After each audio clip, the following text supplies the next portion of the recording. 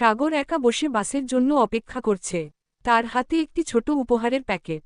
সে বারবার ঘড়ি দেখছে। এমন সময় আশা এসে পাশে দাঁড়ায়। সাগরকে দেখেও না দেখার ভান করে অন্যদিকে তাকিয়ে থাকে।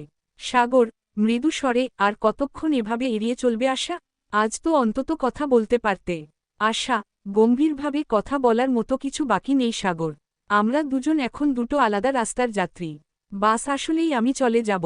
সাগর রাস্তা আলাদা হতে পারে, কিন্তু গন্তব্য তো একই হতে পারত।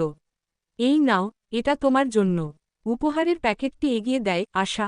প্যাকেটটি না নিয়ে এগুলো এখন আর কোনো মানে হয় না। কেন দিচ্ছ এসব? দৃশ্য দেখা যাবে সাগর আর আশা বৃষ্টিতে ভিজছে আর হাসছে।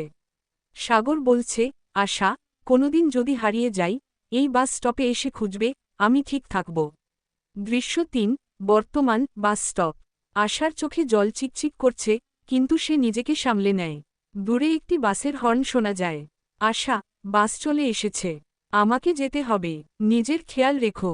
সাগর শান্ত গলায়, আমি জানি তুমি কেন যাচ্ছ।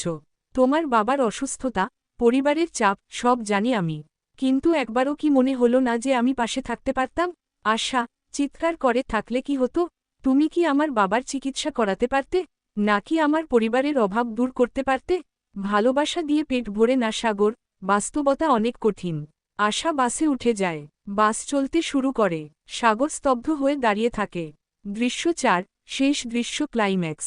বাসের জানালায় মাথা ঠেকিয়ে আশা কাঁদছে। হঠাৎ সে গিফটের প্যাকেটটি খুলে দেখে। ভেতরে কোনো গয়না বা দামি জিনিস নেই। আছে কেবল একটি ছোট চিরকুট এবং একটি পুরনো ডায়েরি। চিরকুটে লেখা, আশা, আমি জানতাম তোমার টাকার প্রয়োজন। গত ৬ মাস আমি দিনরাত ওভারটাইম করে কিছু টাকা জমিয়েছি। এই ডায়েরির শেষ পাতায় একটা চেক আছে, যেটা তোমার বাবার অপারেশনে কাজে লাগবে।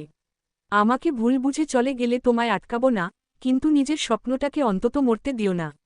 ইতি, তোমার সাগর। আশা